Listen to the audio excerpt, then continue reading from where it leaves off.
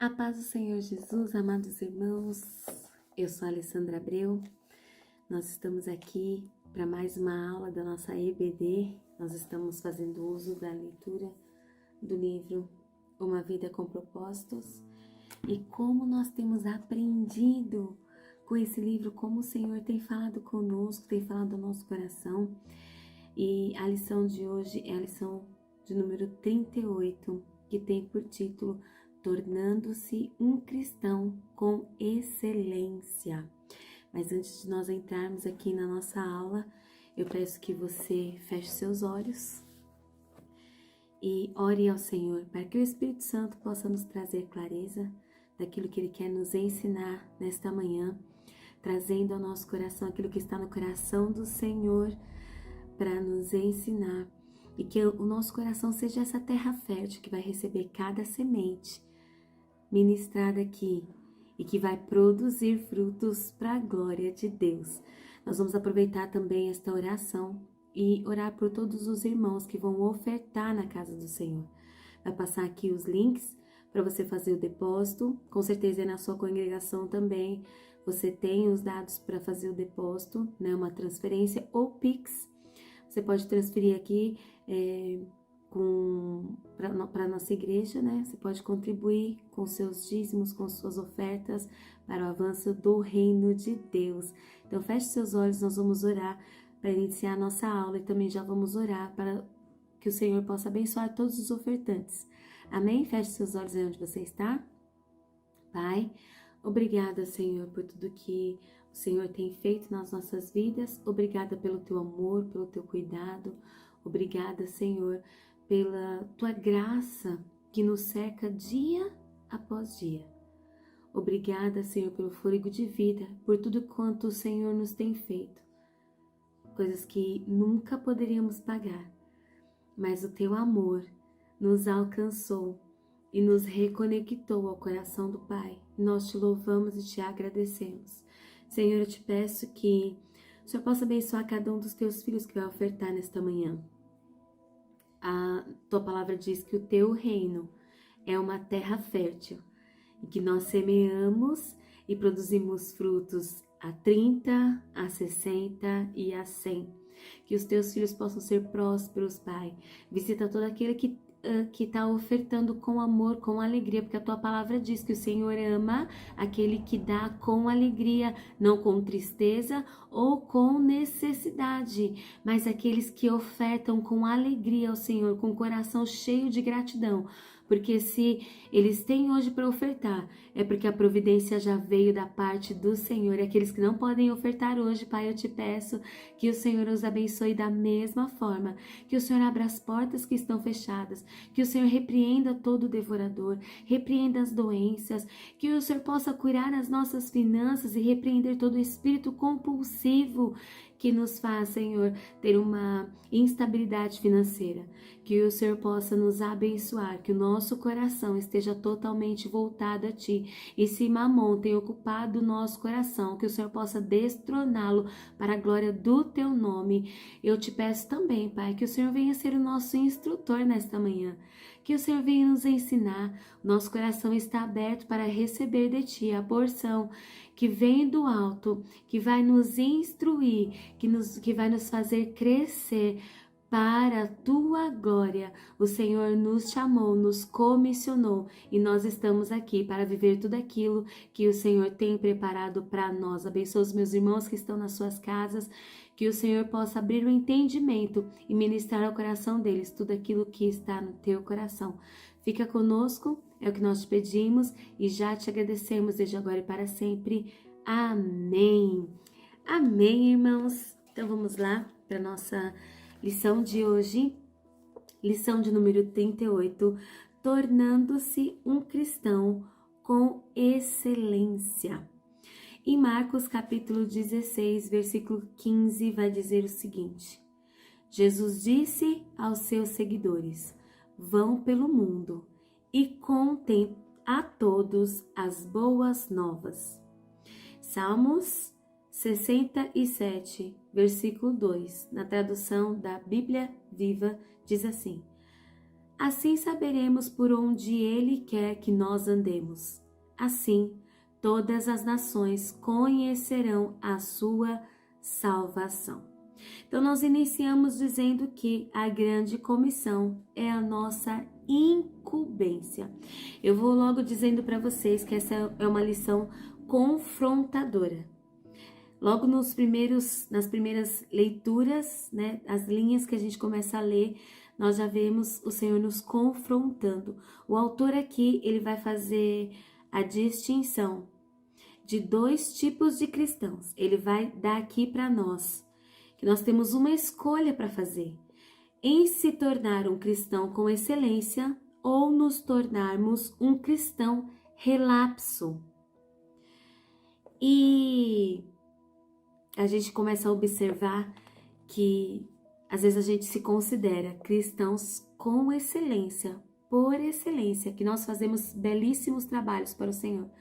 Mas quando nós entendemos qual é a verdadeira intenção, porque Deus é intencional em tudo que Ele faz, Ele tem propósito em todas as coisas, e se nós quisermos viver uma vida com propósitos, também devemos ser intencionais em tudo aquilo que nós vivemos, fazemos ou pensamos. Então o autor ele traz aqui para nós duas vertentes de cristãos, dois tipos de cristãos, dois tipos de crentes.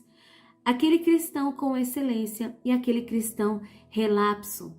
Os cristãos relapsos são aqueles cristãos que que pensam apenas na satisfação própria, naquilo que eles podem receber das mãos do Senhor. Eles são salvos, mas são egoístas.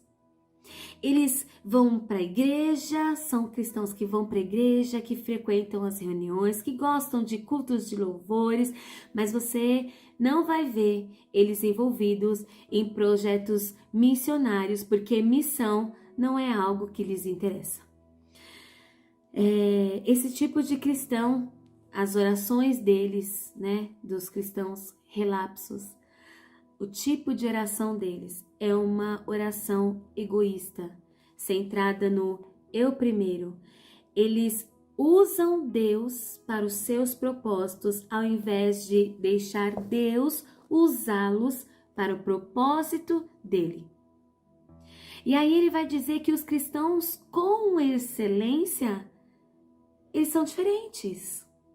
Eles não têm uma satisfação própria. Eles não pensam em si mesmos, eles não são egoístas, muito pelo contrário. Eles têm uma visão de reino, daquilo que Deus tem para a vida deles. Eles sabem que são importantes, que foram criados, foram chamados para executar um propósito. Eles estão satisfeitos e se sentem privilegiados por serem incluídos por Deus na história, na grande história que é o reino de Deus. Porque desde a fundação do mundo, Deus nos criou com o propósito de servir o reino, de fazer o reino crescer. A história de Deus. E Deus está formando a sua família não apenas para aquilo que nós vivemos hoje, para aquilo que os nossos olhos veem hoje. O propósito de Deus não está nisso aqui que nós vemos, naquilo que é passageiro, naquilo que é temporal. Não, o desejo de Deus é a eternidade. É que possamos usufruir da sua presença por toda a eternidade. E muitas das vezes nós nos deixamos envolver por coisas transitórias, por coisas deste mundo, e esquecemos que nós precisamos construir para a eternidade. A Bíblia diz que nada aqui nessa vida é duradouro. Nada aqui nessa vida é para sempre. Nós vamos ver lá em Apocalipse que essa grande comissão que começou lá no livro de Atos dos Apóstolos e está aqui até hoje, não acabou. Essa grande comissão ainda não acabou. Esses atos dos apóstolos estão continuados, esses atos estão continuados com a igreja de Cristo nos dias de hoje. ela continua agindo, ela continua avançando, ela continua exercendo o chamado dela, ela continua fazendo a missão que Deus chamou ela para fazer. Mas essa história, ela não fica aqui. Deus não nos chamou para viver apenas as coisas deste mundo, não. Ele nos chamou para construir coisas na eternidade. Ele nos chamou para juntar tesouros na eternidade. Nós sabemos que essa grande comissão, que começou lá no livro dos Atos dos Apóstolos, em Apocalipse, ela vai se tornar a comissão da consumação. Isso aqui um dia vai acabar, mas vai continuar na eternidade. E aí o autor nos confronta com a seguinte pergunta: que tipo de cristão você é? Que tipo de cristão eu sou? Eu sou um cristão relapso, que quer usar Deus para os seus próprios propósitos, ou sou um cristão por excelência, que se permite ser usado por Deus para cumprimento dos propósitos de Deus na minha vida, para este tempo, nesta terra? Essa é uma pergunta que nos confronta e é a pergunta que eu quero deixar para mim e para você nesta manhã. Que tipo de cristão nós somos? Quando Jesus ordenou que nós fôssemos e levássemos o evangelho, as boas novas de salvação, lá em Marcos 16 e 15, contasse para todo mundo como seriam essas boas novas, o povo, aquele pequeno grupo de discípulos do Oriente Médio ficou chocado. Eles ficaram desesperados. Como é que a gente vai levar as boas novas para todo mundo? A gente vai ir cavalgando, levando horas e horas e horas para contar para todo mundo as boas novas de salvação. Então aquele povo naquele tempo, eles tinham um impedimento físico, né? De tempo, de transporte, de instrução, aquilo tudo para eles era muito novo. Eles levavam dias para chegar de um lugar ao outro, de uma aldeia a outra. Então eles tinham esse impeditivo físico, real, para aquele tempo. Mas hoje eu e você, não. Hoje nós não temos mais isso. Hoje nós temos barcos que atravessam oceanos, aviões que atravessam oceanos. Nós temos a internet, que nos conecta o tempo todo em tempo real, né? Nós somos conectados em tempo real, o que está acontecendo aqui, e nós já sabemos o que está acontecendo ao redor do mundo em tempo real. Nós estamos totalmente conectados, e as oportunidades que nós temos para este tempo de levar as boas novas de salvação, o evangelho das boas novas de salvação, são praticamente ilimitados. Então eu tenho uma coisa a dizer: não temos mais desculpas para não pregar o evangelho. Não temos mais desculpas. Se nós somos cristãos por excelência, se nós somos cristãos com excelência, não temos mais desculpas para não espalhar o evangelho.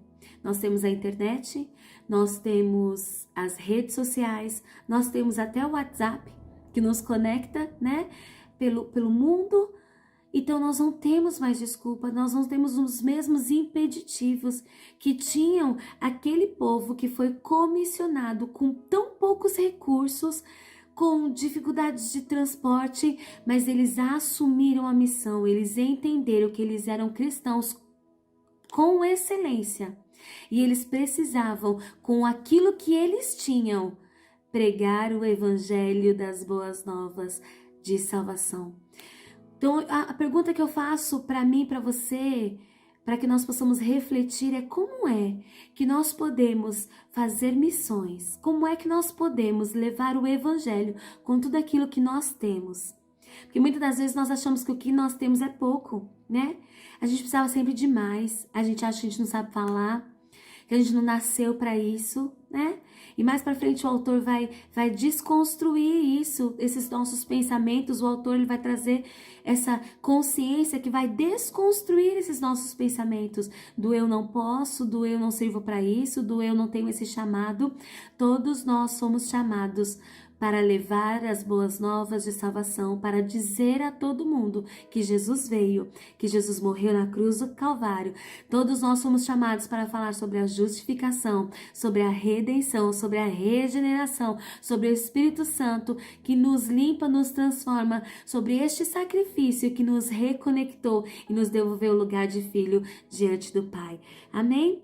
Nós podemos evangelizar pessoas ao redor do mundo.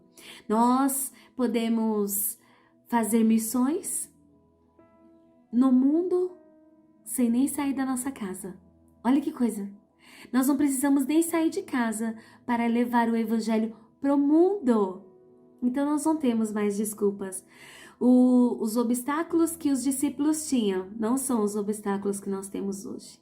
Nunca foi tão fácil levar o evangelho. Mas aí você pode estar se perguntando, se nós não temos os mesmos impeditivos que tinham os discípulos naquele tempo, quais são os impeditivos hoje? O que nos impede de sermos cristãos com excelência? E a resposta está em nós mesmos, nossa forma de pensar. Nós precisamos entender que os maiores obstáculos hoje já não são distância, já não são recursos, já não são transportes. Os nossos obstáculos são a nossa forma de pensar. E para se tornar um cristão com excelência, nós precisamos mudar a nossa forma de ver as coisas e as nossas atitudes. Então, nós vamos para o primeiro tópico dessa lição. Como pensar como cristão com excelência? Primeiro ponto. Troque o raciocínio egoísta pelo altruísta. A Bíblia diz em 1 Coríntios capítulo 14, versículo 20, o seguinte: Amigos, não pensem mais como crianças, pensem como gente madura. Então, o primeiro passo para nos tornarmos cristãos com excelência é parar de pensar como criança. Crianças são egoístas, sim ou não? Se você é pai ou mãe e está assistindo esse vídeo, você vai concordar comigo. Crianças são egoístas. Eles têm um brinquedinho deles ali, se você vai compartilhar aquele brinquedinho, alguns até compartilham, de boa. Outros não, tudo é meu. É meu, não, é meu papai, meu brinquedo, minha mamãe, é tudo eles. Se chega alguém, alguma outra criança que eles se sentem ameaçados, naturalmente eles já começam a manifestar ciúmes e a gente consegue entender ali rapidamente que eles estão, aquilo não está confortável para eles, eles manifestam, eles reagem e a gente consegue perceber que aquela situação não está confortável para eles. É assim que os crentes relapsos pensam. Eles pensam como crianças, eles são egoístas, eles querem as coisas do jeito dele, como eles querem, no tempo deles, da forma deles. É o que eles querem, pronto, chega, acabou. E se Deus não faz do jeito que eles querem, eles ficam com raiva, eles não vão para a igreja, eles não querem mais orar, eles ficam desanimados. Então Paulo vai nos ensinar aqui, ele vai dizer, não sejam como crianças, mas tenham atitudes de pessoas maduras. Sejam maduros. E ele vai dizer assim, não pensem nos seus próprios interesses, mas sejam interessados nos outros também. Lá em Filipenses capítulo 2 e 4. Não pensem nos seus próprios interesses, pensem no interesse dos outros. E isso eu entendo que é uma mentalidade difícil de mudar, porque a nossa natureza é assim, é uma natureza que quer para si mesmo, não tem empatia. Ah, não, eu tô bem, tá tudo bem. Não, nós precisamos ter empatia. Deus amou o mundo de tal maneira que deu o seu único filho, para que todo aquele que nele crê não pereça, mas que tenha vida eterna. Nós não podemos pensar só em nós mesmos, eu já estou salvo, então ótimo, maravilha, eu vou desfrutar das bênçãos de Deus, vou entrar na igreja, vou cantar louvores, porque eu já sou salvo. Mas muitas almas estão perecendo. Eu vi um post, tem um mês mais ou menos, e aquilo falou profundamente ao meu coração. Às vezes nós passamos por lugares onde tem moradores de rua, prostitutas, crianças abandonadas, né? E aí, quem já nunca pensou o seguinte, meu Deus, visita essas pessoas. Senhor, visita essas pessoas. E aí, o moço que estava trazendo essa reflexão, ele disse assim: como é que Deus vai visitar essas pessoas se você não vai lá? Porque nós somos as testemunhas de Deus, nós somos as testemunhas de Jesus. Jesus vai alcançar essas pessoas por meio de alguém. E muitas vezes nós passamos e olhamos e dizemos: oh Senhor, tem misericórdia, visita eles, mas eu não vou. Então como Jesus vai visitar eles se eu não saio do meu lugar? Eu preciso ter essa empatia, eu preciso me preocupar com o outro, eu preciso entender que eu sou testemunha de Jesus e Deus me chamou, Deus me comissionou, trouxe para mim uma responsabilidade de levar o evangelho da salvação, as boas novas de salvação e dizer para essas pessoas que existe um lugar que Jesus foi preparar, não somente aqui nesta terra, mas que é para a eternidade, e que a eternidade, o acesso à eternidade, se dá por meio de Jesus Cristo, confessando Ele como o único e suficiente Salvador. Este papel é meu, este papel é seu, por isso que a grande comissão é a minha e a sua incumbência. Então, a primeira coisa que nós precisamos é mudar a nossa mentalidade, a nossa forma de pensar. Eu não posso estar conformada apenas com a minha salvação, com o fato da salvação ter me alcançado e eu ter recebido Jesus. Eu tenho que saber que eu sou testemunha de Cristo e assim como esta graça me alcançou, eu sou o instrumento dessa graça para alcançar outras vidas. É difícil mudar essa mentalidade. É difícil, porque hoje nós temos as mídias, né, que trabalham isso dentro de nós, que tem que ser o nosso primeiro. Não, você que tem que ser feliz, você tem que pensar em você primeiro. Você se desgasta para os outros, mas você precisa pensar em você. O ponto é você, né? A gente vê muito isso no coach, a centralidade no eu, no humano, naquilo que você é. Mas nós não devemos nos esquecer que tudo aquilo que nós temos de bom não é nosso, veio de Deus. O Senhor é quem nos criou e nos criou para um propósito. Nós não estamos aqui para pensar nos nossos umbigos. A Bíblia diz assim: buscai primeiro o reino de Deus e a sua justiça. As demais coisas eu acrescento para vocês. As necessidades de vocês eu vou suprir todas. Todas elas, mas vocês não podem esquecer que foram chamados para uma grande comissão. Vocês têm uma missão. Viu? Você que está me ouvindo, você tem uma missão. Viu? Eu tenho uma missão. E nós precisamos cumprir essa missão. Nós precisamos deixarmos ser usados pelo Espírito Santo. E às vezes a gente pensa assim: eu não sou capaz, como que eu vou fazer para acessar esse coração? Nós temos ajuda. Perdão, do nosso Espírito Santo, do nosso amigo Espírito Santo. Ele nos ajuda. Então, quando a gente for falar de Jesus para alguma pessoa, nós precisamos orar e dizer: Espírito Santo, me ajuda a entender qual é a necessidade espiritual desta pessoa. O que é que ela precisa saber para te conhecer? Como é que eu posso acessar o coração dessa pessoa e mostrar para ela a necessidade que ela tem de te conhecer? Porque o Espírito Santo é aquele que convence o homem. Se nós pedirmos ajuda para ele, ele vai nos dar estratégia, nós vamos conseguir acessar o coração das pessoas e nós vamos levar o evangelho e o nome do Senhor vai ser glorificado. Então nós precisamos primeiramente pensar na nossa forma de agir e mudar a nossa forma de pensar, trocando o nosso raciocínio egoísta por um raciocínio altruísta. Deixar de pensar em mim mesma e pensar no meu próximo. Olha só o que Paulo vai falar em 1 Coríntios capítulo 10, versículo 33. Não penso no que seria bom para mim, e sim no que poderia ser bom para muitas pessoas, de modo que possam ser salvas. Esse é um pensamento altruísta, um pensamento que não é voltado para si mesmo, um pensamento egoísta, mas é pensado no outro. Paulo estava dizendo aqui para os coríntios que se fosse preciso ser preso para que outras pessoas fossem salvas, e a gente vai ver que isso aconteceu no ministério de Paulo. Paulo estava preso, mas ali tinha um propósito. Era para que toda aquela guarda, né? Toda aquela guarda pretoriana viesse a conhecer a verdade do evangelho. Então Paulo está dizendo assim, eu não penso no que seria bom para mim.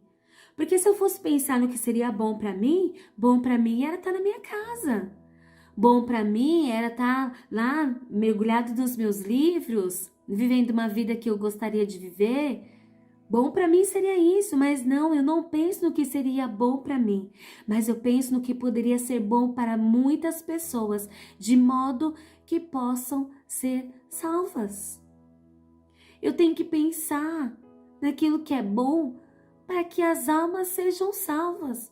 Porque o meu pensamento não pode ser um pensamento egoísta. O meu pensamento precisa ser um pensamento de um cristão com excelência.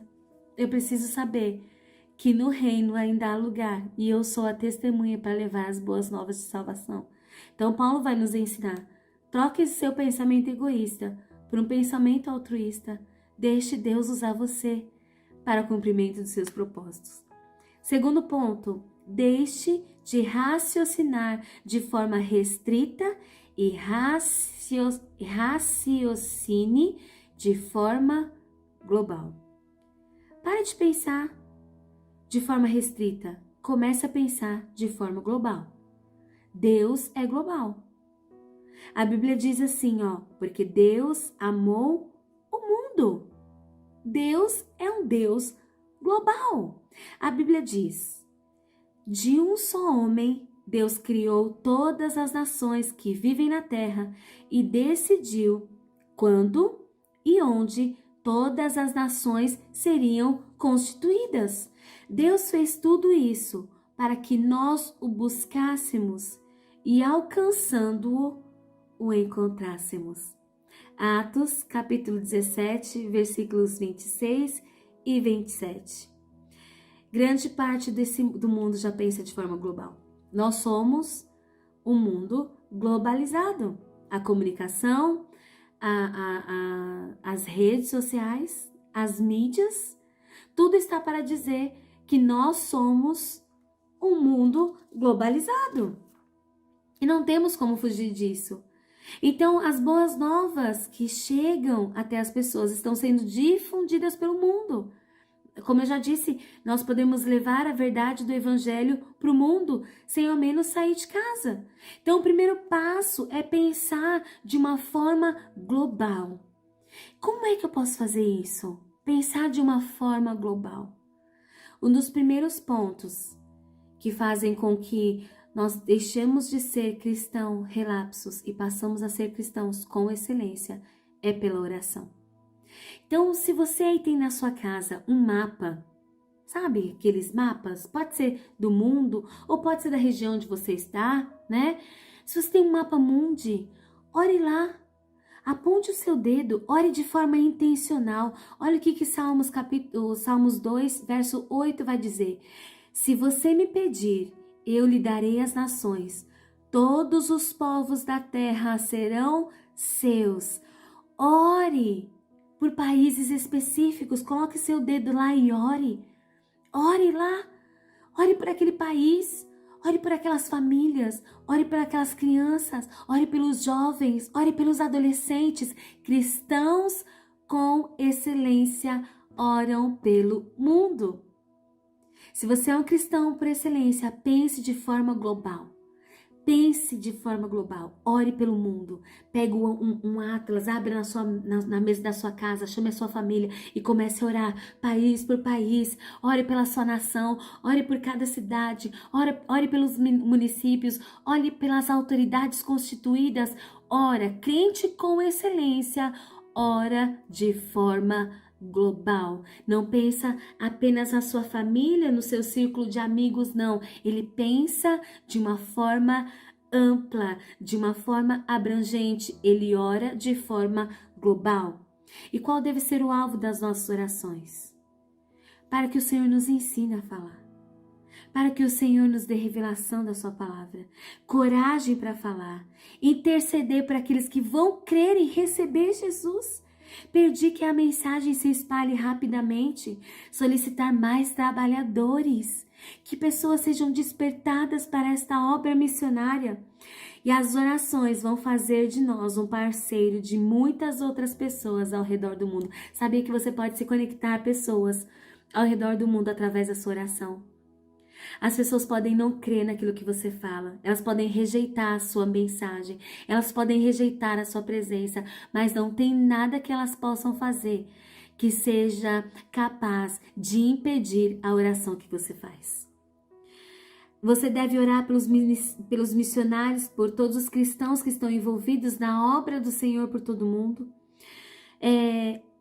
Eu acho muito interessante uma questão que o autor traz aqui, que ele diz assim, olha, você também deve desenvolver um raciocínio global.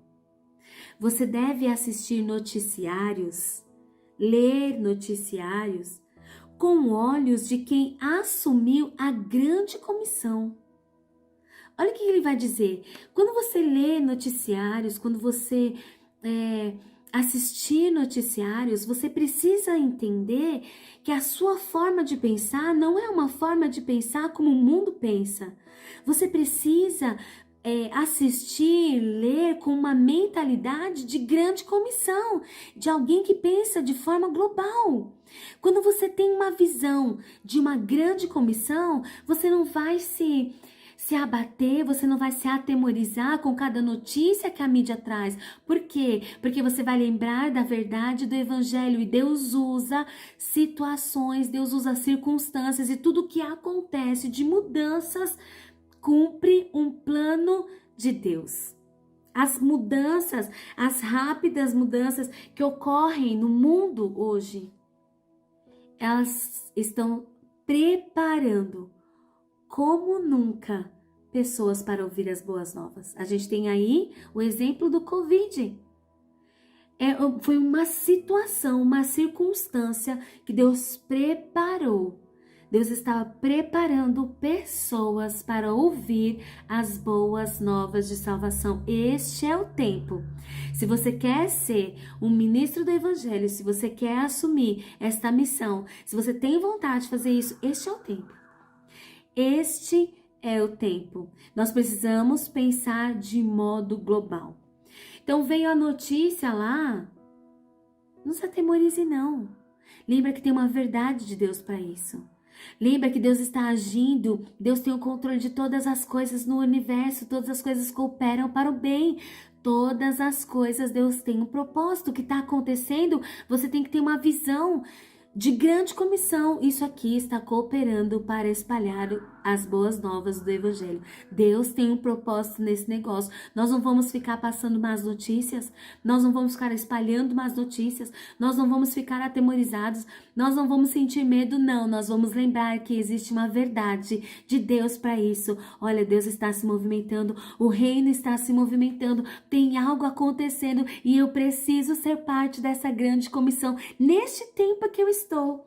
A grande comissão começou lá em Atos dos Apóstolos, mas hoje eu faço parte dessa comissão. Os céus estão se movimentando e eu preciso me movimentar junto. O que o reino espera de mim hoje? O que é que o Senhor espera de mim hoje? Então eu preciso pensar de forma global. Seja numa oração, talvez você possa dizer assim: o que é que eu posso fazer? Eu não sei fazer nada, eu não sou missionário, eu não sei falar. Ore, abra lá um mapa e ore. A nossa oração tem poder, a oração do justo movimenta o céu. Olha só, em Atos capítulo 1, versículo 8, Jesus estabelece um padrão para esse nosso envolvimento no reino. Olha só: serão minhas testemunhas em Jerusalém, em toda a Judeia e em Samaria e até os confins da terra. Ou seja, os seguidores de Jesus, eles tinham que alcançar a comunidade deles em Jerusalém, o país deles, a Judeia, as culturas, Samaria, e as outras nações, até aos confins da terra. Observe que a nossa comissão, ela é simultânea, ela não é consecutiva, ela é simultânea, ela vai acontecendo aqui e ali. Você trabalha aqui, mas existem outros que estão trabalhando no reino simultaneamente, tudo está se movimentando. A grande comissão, ela avança, ela se movimenta. Meu Deus, isso é tremendo. E nós fazemos parte dessa grande comissão, nós estamos nos movimentando com ela. O reino se movimenta, a grande comissão se movimenta, a grande comissão se movimenta, o reino se movimenta. E nós temos a missão de ser testemunhas de Jesus, de levar as boas novas de salvação. Você não precisa de muito, sabe? Sabe fazer um bolo? E talvez você nunca tenha falado de Jesus nem pro seu vizinho, mas você gosta de fazer um bolo? Faz um bolo. Bate lá na porta do seu vizinho e fala assim para ele: olha, hoje eu senti de fazer um bolo e trazer aqui para você e dizer que você é uma pessoa especial para Deus e que Jesus ama a sua vida. Se ela quiser se aprofundar no assunto, não tenha medo. Deixe o Espírito Santo usar você e seja testemunha do Evangelho de Cristo. Se ela não desenvolveu o assunto, você já plantou uma semente. Ore pelo seu vizinho. Quando puder, faça isso de novo. Lembra ela, lembra ele que eles são especiais, que Jesus ama eles. Visita eles. Ore por eles. Ore pelas pessoas que estão na escola dos seus filhos. As diretoras, as professoras, manda um bilhetinho. Bom dia, pro. Jesus ama você. Que você tenha um dia abençoado. Vê como não é preciso grandes coisas. Não é preciso sair do seu país, não é preciso sair da sua cidade. É possível fazer missão no ambiente em que você está. Peça para que o Espírito Santo te dê estratégia. Que você seja parte dessa grande comissão, que você não apenas a veja passar. Que você não apenas a veja passar, como aquela grande multidão que apenas via Jesus e os discípulos passando e eles não faziam parte daquilo. Não deixe a comissão passar, seja parte da grande comissão. O Senhor me chamou e te chamou. Ele vai dar estratégias específicas para você, para alcançar essas vidas. E a reflexão que nós devemos fazer é: será que nós temos sido cristãos nos moldes de Atos, capítulo 1, versículo 8? Temos sido? Se não temos, o Espírito Santo está aqui para nos dar as estratégias que nós precisamos. Ponto 3. Substitua o pensamento imediatista pela perspectiva eterna. É aquilo que a gente já falou, né, no começo da aula, que a gente não pode pensar apenas nessa vida aqui que nós estamos vivendo. Nós não podemos ter o foco apenas nas coisas que acontecem na nossa vida aqui terrenamente. Nós precisamos construir para a eternidade. Nós precisamos construir para a eternidade. E esse pensamento vai nos fazer distinguir entre aquilo que é urgente e aquilo que é eterno. Olha só o que Paulo diz. Assim, fixamos os olhos não naquilo que se vê, mas no que não se vê. Pois o que se vê é transitório, mas o que não se vê é eterno. Nós não vemos o céu, nós não sabemos como é na eternidade. Nós temos alguns relatos na palavra de Deus, mas eu tenho para mim que a nossa mente não é capaz de mensurar tudo aquilo que tem lá. Nós não somos capazes de entender, de compreender a grandeza do que é a eternidade. E Paulo está dizendo assim: não vamos fixar os nossos olhos naquilo que a gente pode ver. Vamos fixar os nossos olhos naquilo que não se vê. Porque aquilo que a gente vê é passageiro. Tudo isso aqui que a gente vê é passageiro. Vai passar. É transitório. Mas vamos fixar os nossos olhos naquilo que é eterno, naquilo que não passa, na eternidade. Muitas das vezes nós empenhamos tanta energia naquilo que não vai significar nada daqui a um ano. É ou não é? Às vezes nós entramos em alguns projetos e a gente acha que aquele projeto é o projeto dos sonhos e vai dar muito certo. Aquilo vai dar muito certo. É um projeto relevante e a gente empenha energia, a gente perde noites de sono desenvolvendo esse projeto, acreditando nesse projeto. Passa um ano, você nem lembra mais. Você investiu tanto tempo e energia em algo que daqui a um ano ninguém mais vai lembrar. Imagine na eternidade. Se daqui a um ano aqui, que tudo passa, é totalmente transitório, ninguém lembra mais, quanto mais na eternidade. Então, no que é que nós temos investido tempo e dinheiro? Olha só o que Jesus vai dizer lá em Lucas, capítulo 9, versículo 62. Todo aquele que se deixa desviar, olha que sério isso, todo aquele que se deixa desviar do trabalho que eu planejo para ele, não está apto para o reino de Deus. E Paulo alerta, sejam econômicos na escolha das muitas coisas que o mundo tenta empurrar para vocês. O mundo, como vocês o conhecem, está se desvanecendo. Olha o que ele está querendo dizer. Não se deixe envolver por as coisas desse mundo. Paulo vai dizer assim, ninguém que milita se embaraça com negócios dessa vida. Ninguém que sabe que está numa guerra, que está militando, que está desenvolvendo trabalho, que é como Neemias, fala assim, olha, estão me chamando, beleza, fala para eles que eu não posso ir agora não, porque eu estou envolvido numa grande obra, eu não posso parar não. Eu não posso parar, eu estou envolvido numa grande obra. Essa é a mentalidade da grande comissão. Eu estou envolvido em uma grande obra. Eu não posso me distrair, eu não posso me embaraçar com as coisas deste mundo. Eu não posso. Eu não posso me embaraçar com as coisas deste mundo. E aí eu quero chamar a minha e a sua atenção para algo. O que é que tem sido impeditivo entre nós e Deus? O que é que tem acontecido entre nós e Deus que tem impedido do Senhor realizar a grande obra através de nós? O que é que está entre nós e a missão que Deus tem para nós? O que é que está impedindo a gente de se tornar cristãos com excelência? O que é que está acontecendo? No que eu tenho me distraindo? Esteja me distraindo? Peça para que o Espírito Santo possa te mostrar. E quando ele te mostrar, abandone imediatamente. Faça isso imediatamente. Não se distraia com as coisas deste mundo. Paulo está dizendo assim, esse mundo está desvanecendo.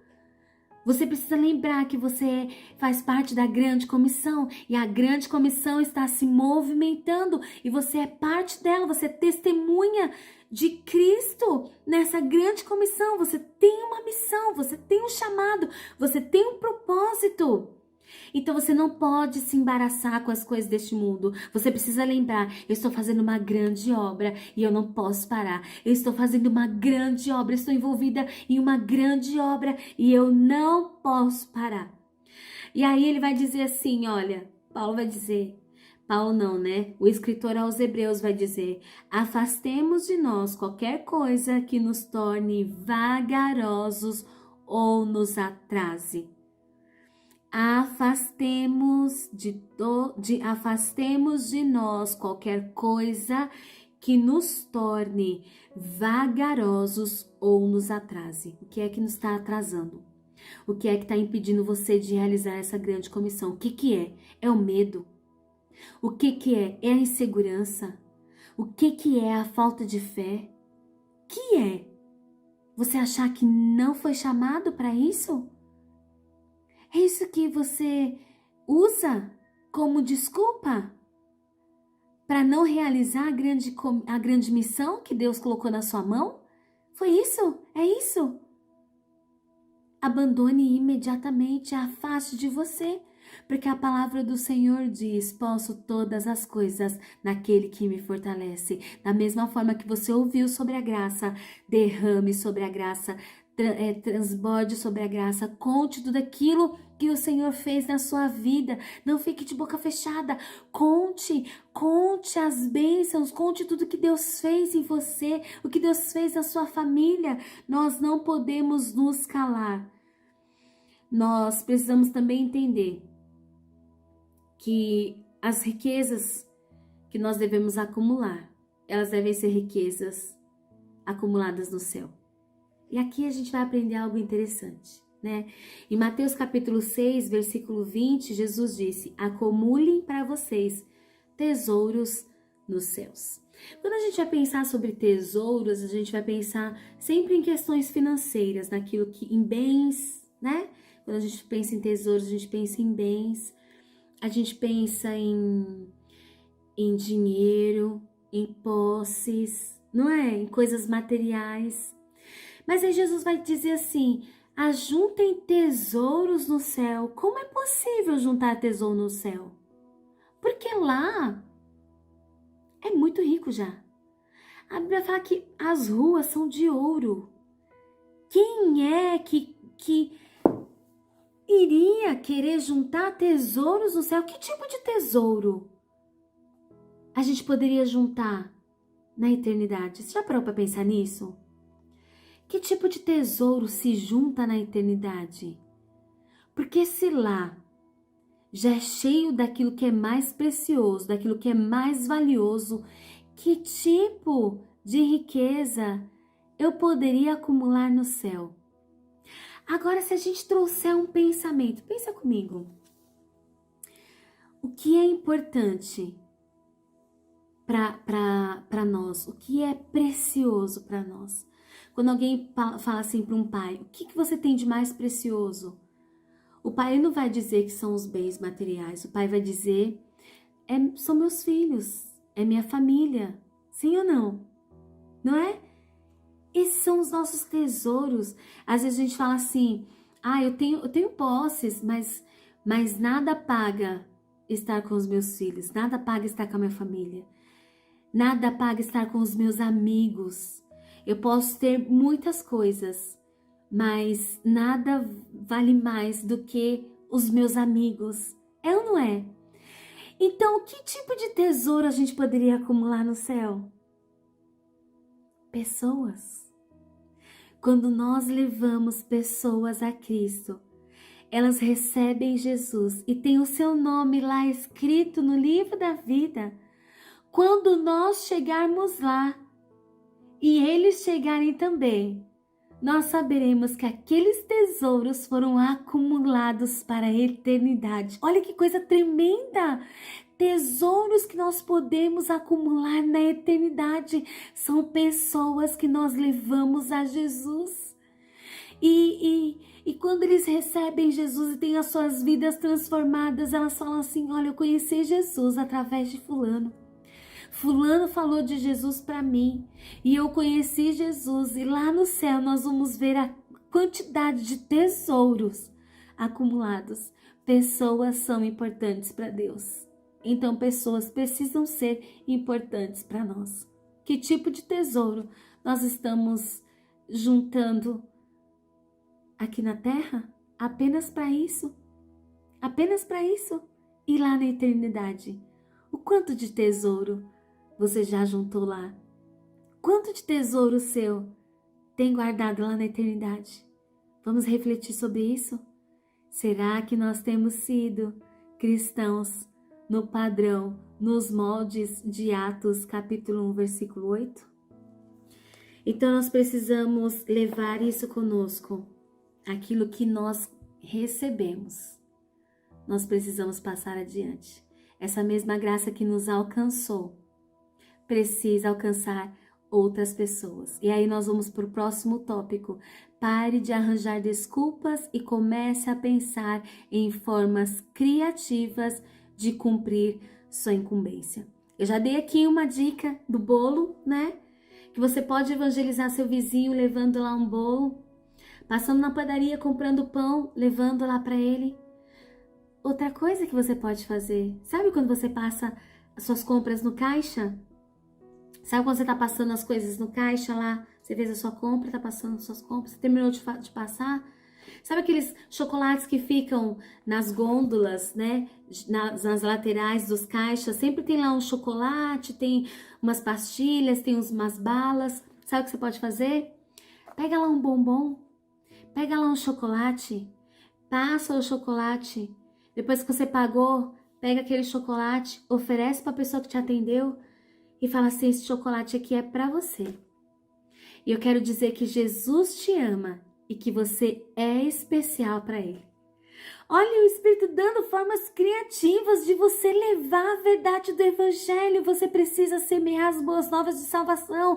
Olha, Jesus morreu por você. Jesus deu a vida dele por você, porque Ele te ama.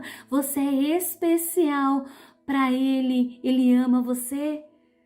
Então pare de dar desculpas e comece a pensar em formas criativas de cumprir a incumbência. A grande comissão é nossa incumbência e nós precisamos fazer parte dela. Nós não podemos deixar a grande comissão passar.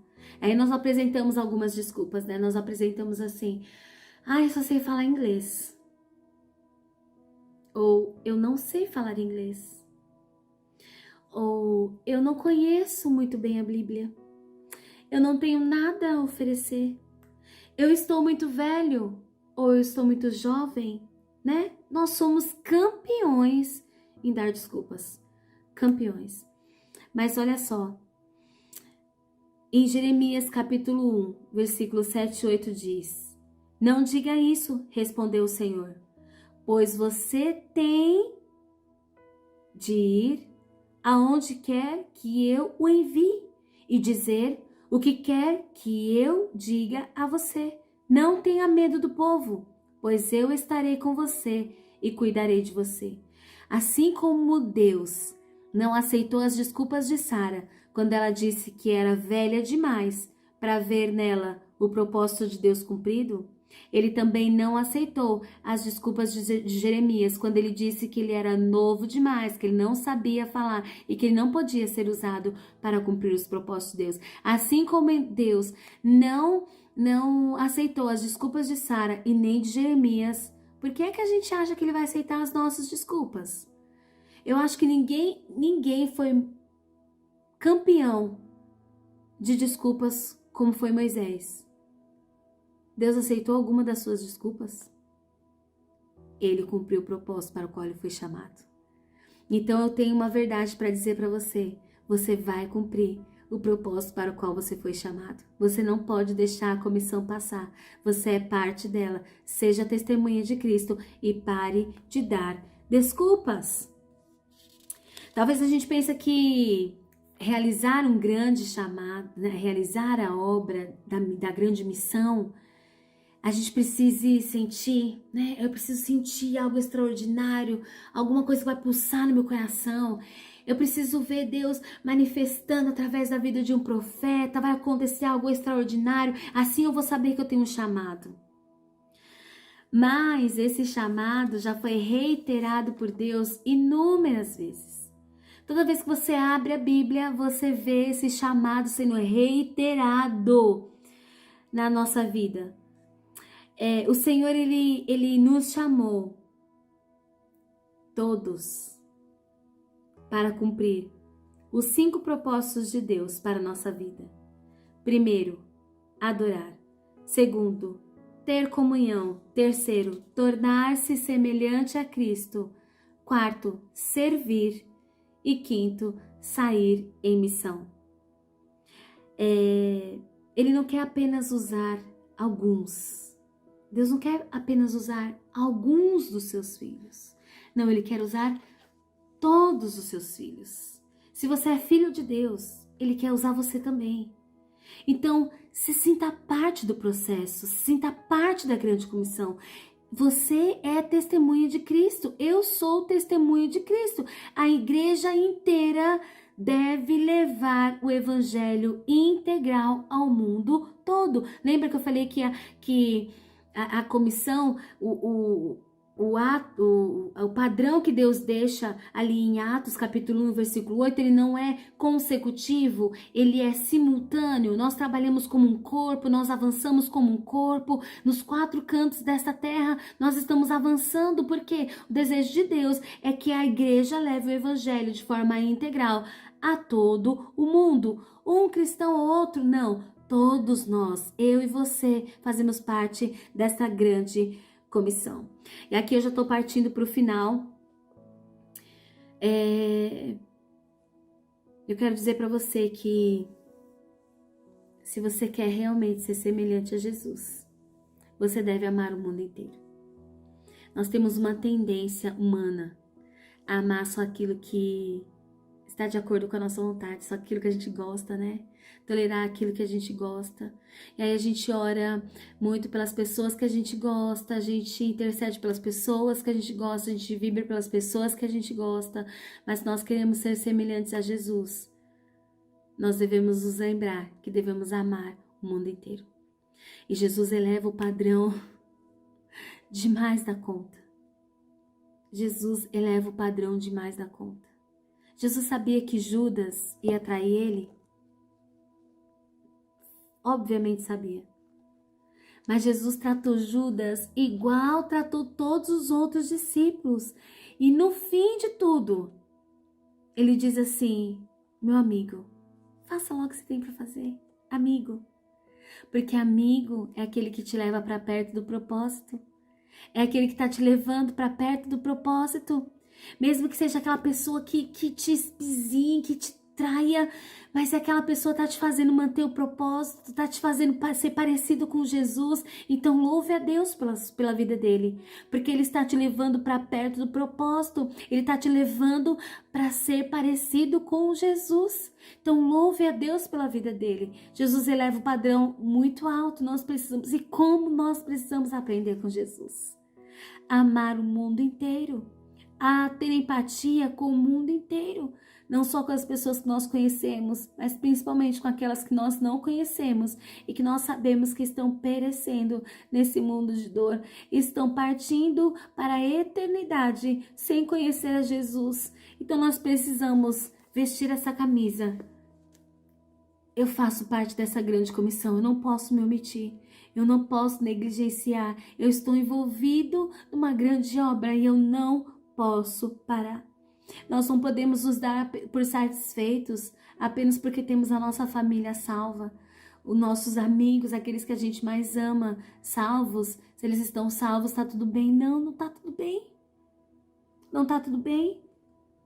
Existem mais de 6 bilhões de pessoas no mundo e Jesus quer encontrar todos os seus filhos que estão perdidos. Marcos capítulo 8, versículo 35 vai dizer: somente aqueles que põem de lado a sua vida por minha causa e por causa das boas novas é que saberão realmente o que significa viver. A grande comissão é a minha incumbência e a sua incumbência também. E fazer a nossa parte é o segredo para viver uma vida que realmente importa. Então, meu desejo hoje é que o Espírito Santo tenha ministrado no seu coração e que você tenha essa mentalidade. Você faz parte da grande comissão. Você não é aquele que vê a grande comissão passar. Você faz parte do plano de Deus. Você tem uma missão e a grande comissão é a sua incumbência. Amém? Eu quero que você feche seus olhos agora. Nós vamos orar ao Senhor agradecendo por essa revelação que Ele trouxe ao nosso coração. Vamos acumular tesouros no céu. O hino da harpa diz assim: posso, tendo as mãos vazias, com Jesus me encontrar? Quantas almas poderia ao Senhor apresentar? Você tem um chamado, você tem uma missão. Você faz parte da grande comissão. Amém? Feche seus olhos, vamos orar ao Senhor. Pai, eu te louvo e te agradeço por tudo quanto o Senhor tem feito nas nossas vidas. Te louvamos e te agradecemos pelo privilégio que o Senhor nos deu de fazer parte dessa grande comissão. Pedimos perdão ao Senhor por todas as vezes que temos nos omitido, por todas as vezes que nós deixamos o medo, a insegurança, o sentimento de não merecimento. Todas as vezes que nós permitimos que esses sentimentos nos roubassem do lugar que o Senhor conquistou para nós, que o Senhor nos colocou, que é o lugar de testemunha do Senhor, para levar a verdade do reino, para levar o evangelho da salvação, para alcançar almas, para acumular tesouros no céu.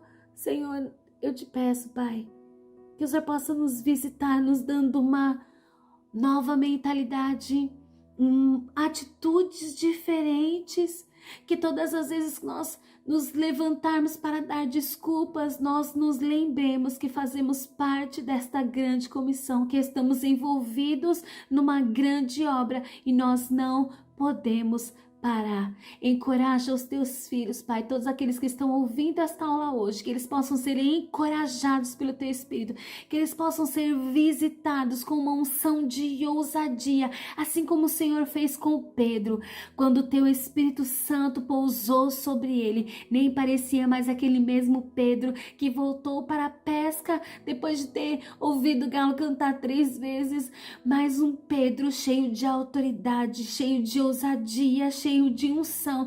Que o teu Espírito possa visitar cada um dos teus filhos nesta manhã e possa vir sobre nós com essa mesma autoridade, com esta mesma unção, com esta mesma ousadia, e que o Senhor nos traga a consciência, o senso de que fomos chamados e temos o nosso lugar nesta grande comissão, que temos recebido do Senhor a missão de levar as boas novas de salvação para todos aqueles que estão perdidos.